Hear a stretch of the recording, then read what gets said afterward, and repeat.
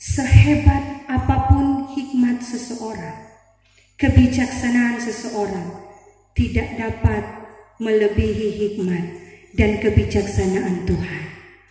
Cara kerja Tuhan kadangkala di luar pemikiran dan juga pemahaman kita manusia.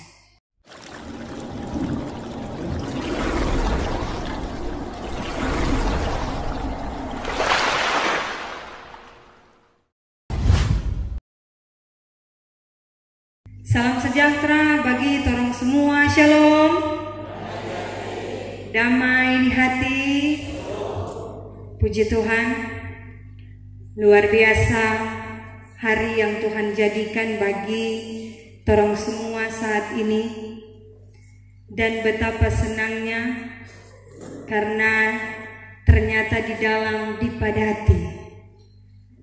Tinggal yang di muka ini yang masih boleh isi 3322. Syukur kepada Tuhan yang membawa torang semua ada lagi di hari Minggu pertama di bulan Februari, bulan yang kedua di tahun 2025. Nyandak dapat rasa so abis itu satu bulan. Nyandak dapat rasa so abis tu Januari. Sama ano dengan Februari. Paling nyak dapat rasa ikaget orang semua so di Maret. Dan seterusnya. Natal ulang lagi. Saudara-saudara yang diberkati Tuhan. Seorang petani dan juga keluarganya tinggal di sebuah kerajaan. Kerajaan yang penuh dengan damai, kerajaan yang penuh dengan sukacita, karena raja yang memimpin di kerajaan itu adalah raja yang bijaksana, sehingga orang-orang yang tinggal di kerajaan itu tidak mengenal peperangan. Dorang ingin tahu itu baklai, dorang ingin tahu itu baku ambe. Dorang ingin tahu itu baku feong. Dorang ingin tahu itu baku pukul. Karena apa? Karena pemimpin yang ada, raja pada waktu itu adalah raja yang sangat bijaksana. Sehingga dia mampu membawa kehidupan orang-orang yang tinggal di kerajaan itu penuh dengan damai dan juga penuh dengan kebahagiaan.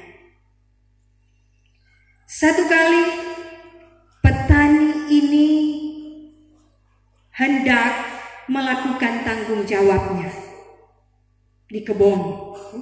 Kan petani bukan di laut. Petani dapat tanpa di kebun. Sehingga dia bawa dia pe bajak. Aku kata kalau bilang bajak kamu bajak.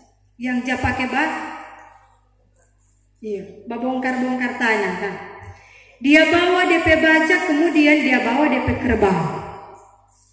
DP bajak ini so tua dan kerbau ini pun so tua, begitu. Jadi maksudnya bajak ini so lama dia gunakan dan juga kerbau ini so tua yang selalu menemani dia pe kehidupan dalam pekerjaan.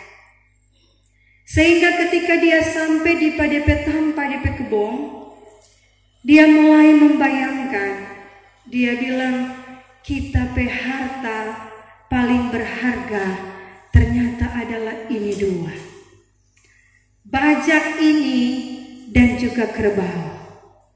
Karena dengan adanya dua ini maka kita dapat memenuhi kebutuhan hidup keluarga. Dan dorang ini setia temani kita, saudari lama sampai saat ini. Dia mulai membayangkan betapa kedua yang dia punya ini bajak dan juga kerbau ini sangat berharga baginya. Namun kemudian datang pasukan menjumpai petani ini. Pasukan siap gerak datang dan kemudian mengatakan, dorang bilang Pak Petani, Bapak serahkan bajak dan juga kerbau kepada kami. Karena kami ini adalah suruhan dari Baginda Raja. Tak kaget ini petani.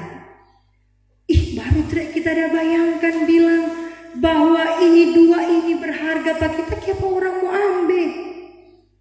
Apalagi yang mau ambil itu, yang suruh itu adalah raja yang kita tahu dia sangat bijaksana. Dia mulai bilang, aduh, ini dua ini boleh mau ambil. Karena kita nggak dapat hidup kalau ada dua ini. Bagaimana kita keluarga? Dorang bilang, enggak, sesuai dengan perintah raja, bajak dan juga kerbau dari Bapak Petani ini harus diambil, harus diserahkan kepada kami. Dia bilang, aduh, kasih waktu kita. Kita mesti bicara dulu dengan tape istri dan anak-anak. Apakah dorang siap bajak dan kerbau mau diambil? Apakah dorang siap menghadapi kesusahan di hari esok? Ini pasukan-pasukan yang datang bilang, oh, kalau begitu terserah. Urusan Bapak Mari yang terpenting segera bawa itu bajak dan juga kerbau di istana karena raja menunggu. Oh iya, pergi aja, nanti kita dulu mau bicara dengan keluarga. Sampai di rumah berjumpa dengan istri, berjumpa dengan anak-anak, kemudian dia mulai bilang, buka main, torang pergumulan saat ini. Istri bilang, siapa? Kita harta teli dibajak dan kerbau. Raja mau ambil. Padahal cuma ini tuh harta yang dipunya. Istri bilang, oh jangan, aduh kung bagaimana torang mau makan, kung torang mau anak-anak berkebutuhan, mau ambil dari mana? Apa mana petangan tuh mau gale-gale? Begitu. Akhirnya orang berpikir bahwa perintah raja yang boleh ditolak. Perintah raja harus dilaksanakan. Karena kalau tidak menjalankan perintah raja berarti ada hukuman yang harus diterima. Sebagaimana juga kehidupan dalam kerajaan. Tetap perintah raja harus dilaksanakan. Akhirnya dengan berat hati keesokan harinya dia bawa ke siang dia bajak, dia kerbau. Bawa di istana, bawa di hadapan raja. Kemudian dia mulai bilang, ya Baginda Raja, ini walaupun berat, bajak dan kerbau ini kita bawa. Kita serahkan kepada raja. Karena perintah raja tidak boleh ditolak. Harus dilaksanakan. Kong raja bilang, bagus kalau begitu. Memang itu yang harus dilakukan. Kemudian raja bilang, pengawal, buka selubung kain yang ada di sana. Pengawal buka. Kemudian dibukalah bahwa ternyata di situ sudah disiapkan bajak yang baru dan kerbau yang masih kuat. Raja tahu bahwa bajak yang dia gunakan sudah lama dia gunakan dan sudah waktunya untuk diganti. Dan kerbau pun miliknya sudah tua, baru kerja sedikit, selelah, menyerah. Karena ketika raja tahu dia ganti dengan bajak yang baru dan kerbau yang masih kuat, akhirnya dia paham bahwa ternyata apa yang dilakukan oleh raja untuk kebaikannya. Awalnya dia punya pemahaman bahwa aduh raja kemana jadi lain sekarang. So berubah dia yang awalnya bijaksana sekarang sudah jadi penjahat. So jadi menyiksa orang. Dan ternyata berbeda. Justru semakin hebat yang dilakukan oleh raja itu bagi orang-orang yang tinggal di kerajaan itu. Nah, saudara-saudara yang dikasihi dan diberkati Tuhan, ini cuma cerita yang mau menghantar kita memahami bahwa luar biasa kebijaksanaan, hikmat yang dipunyai oleh orang-orang yang hebat. Orang-orang yang memiliki hikmat kebijaksanaan yang berasal dari Tuhan. Tetapi juga mau mengingatkan orang semua bahwa sehebat apapun hikmat seseorang, kebijaksanaan seseorang tidak dapat melebihi hikmat dan kebijaksanaan Tuhan. Cara kerja Tuhan kadangkala di luar pemikiran dan juga pemahaman kita manusia. Sebagaimana bagian bacaan kita, kebijaksanaan Tuhan nyata bagi umat Israel. Tergambar lewat metafora, lewat kiasan pertanian yang ditunjukkan lewat bagian bacaan kita. Orang yang di sini paling memahami cara kerja pertanian. Nggak selalu orang kasih bersilahannya, tiap hari orang kasih bersilahan terus. Kong nyanda apa? Batabur, babibit, barawat, bapanen. Nggak. Karena semua apa? Ada waktunya. Ada waktu untuk mempersiapkan lahan. Kalau yang belum punya, siap dulu. Cari dulu, ada dulu tuh lahan. Jangan semua bertani, lahan nggak ada. Kok cuma menghayal dan bertani. Ada dulu lahan, siapkan lahan dulu. Kemudian apa? Ratakan tuh tanah, begitu dia kan? Ya. Tanah ator. Kemudian mulai kasih apa? Cuma kok udah belajar tahun lalu udah lihat yang orang jemaat pernah batan milu tuh. Rata dulu tanah, paras dulu. Oh, tuh serumpur-rumpur paras dulu, siapkan lahan. Artinya apa? Segala sesuatu ada waktunya. Harus dipersiapkan. Mengapa Tuhan membawa umatnya untuk memahami hal ini? Karena apa? Umat Israel, umat Tuhan hidup dalam dosa yang luar biasa menjijikkan. Dosa yang luar biasa tidak mampu lagi untuk mau bilang mau diampuni. Tidak mampu, saudara. Karena apa? Terlalu yang mereka lakukan. Penyembahan berhala luar biasa. Apalagi yang orang lakukan? Para pemimpin memeras orang-orang sehingga menderita. Banyak cara yang dilakukan oleh orang-orang umat Tuhan pada waktu itu. Sehingga ketika diingatkan, ketika ditegur lagi tidak mau mendengarkan.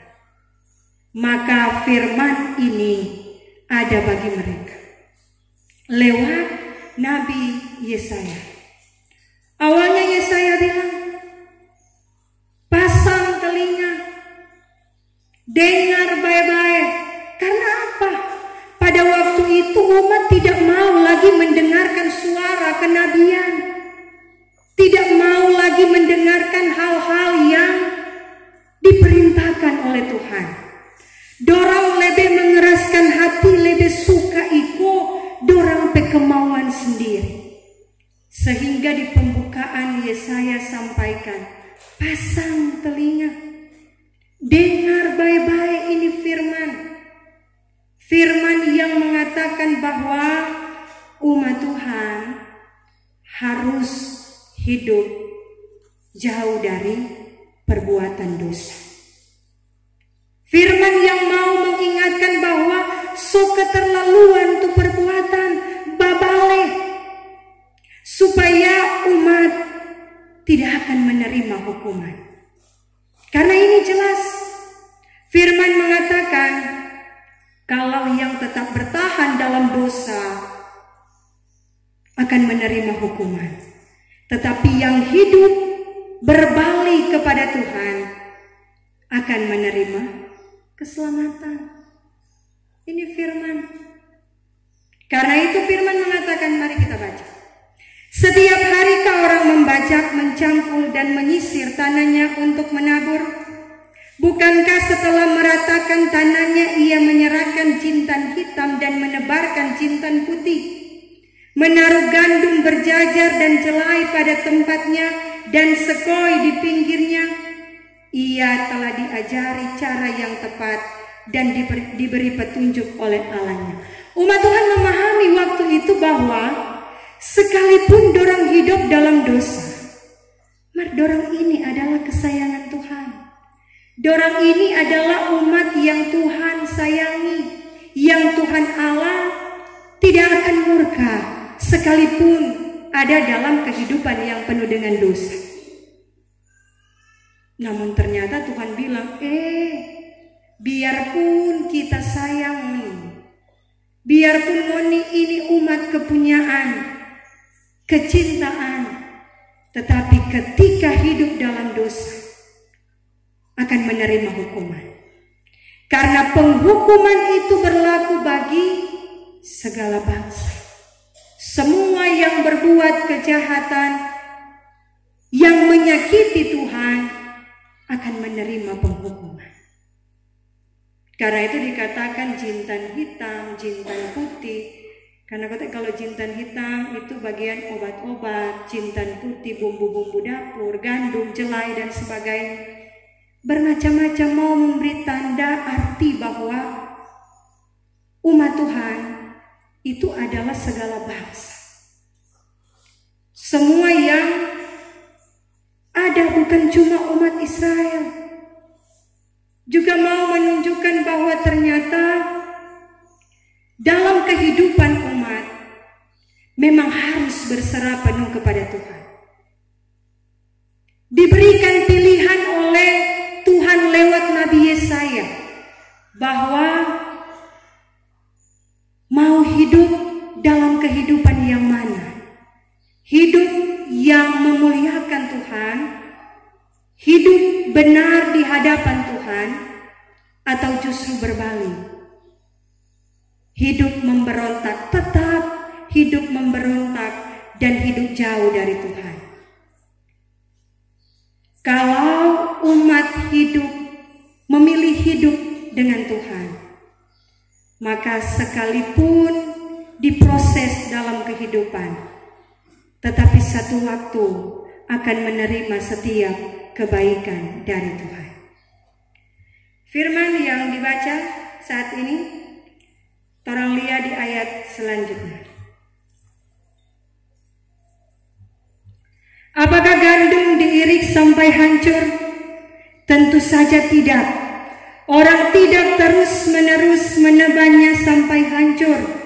Sekalipun orang menjalankan di atas gandum itu, jentera gerobak dengan kudanya, orang tidak akan menggilingnya sampai hancur.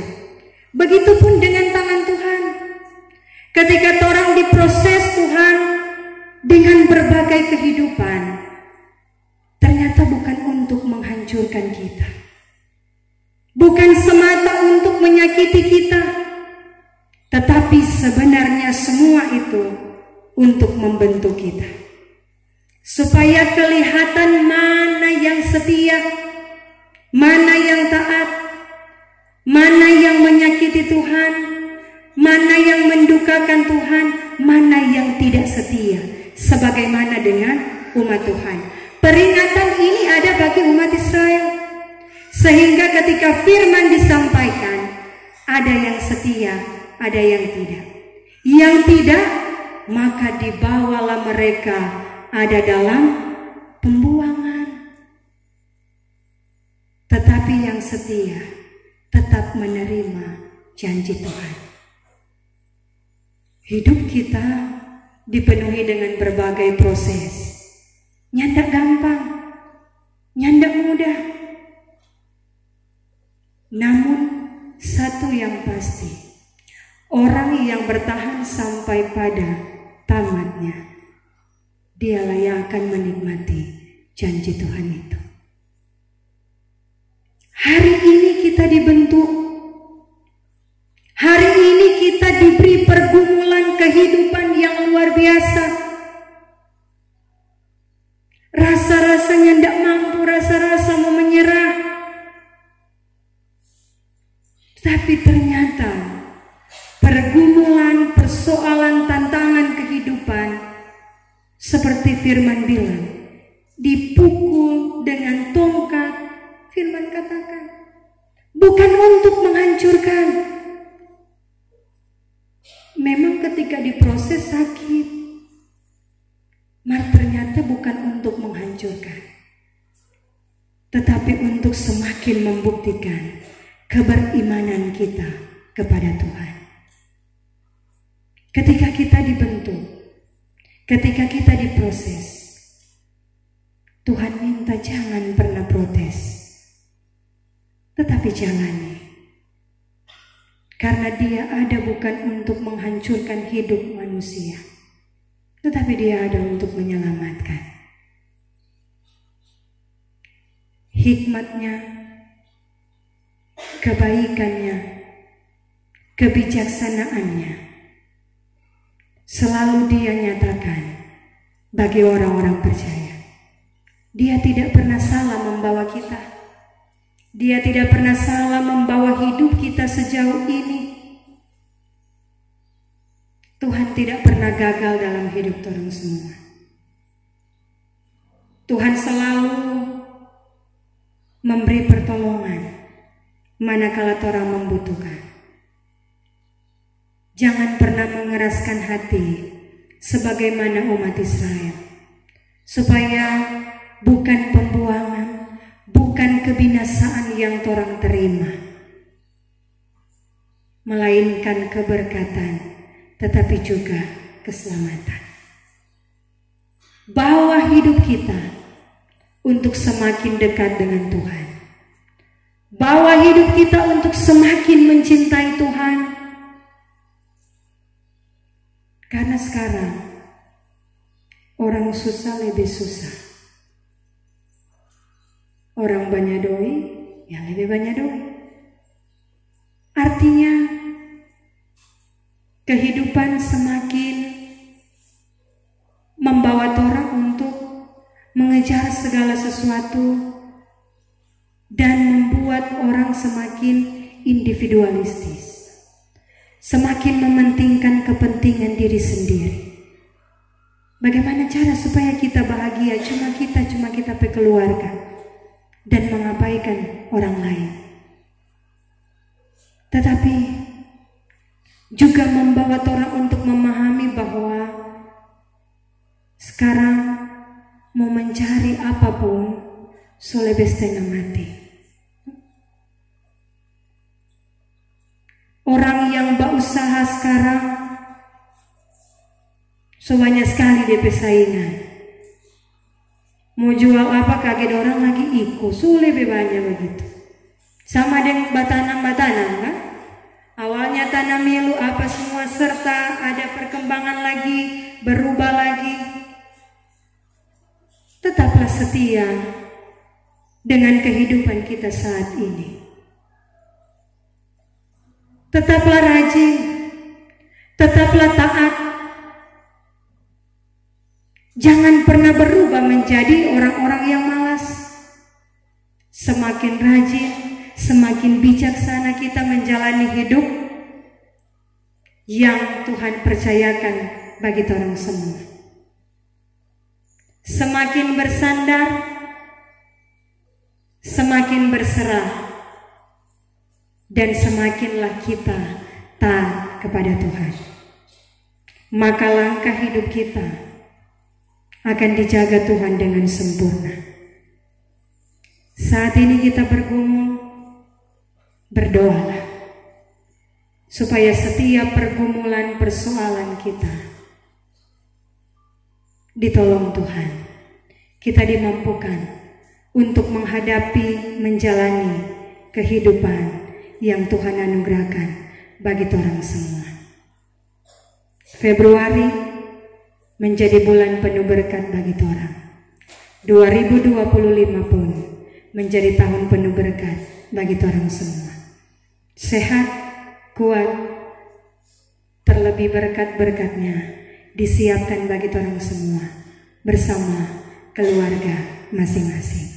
Tuhan berkati hari ini, hari esok, untuk seterusnya sampai selama-lamanya. Amin.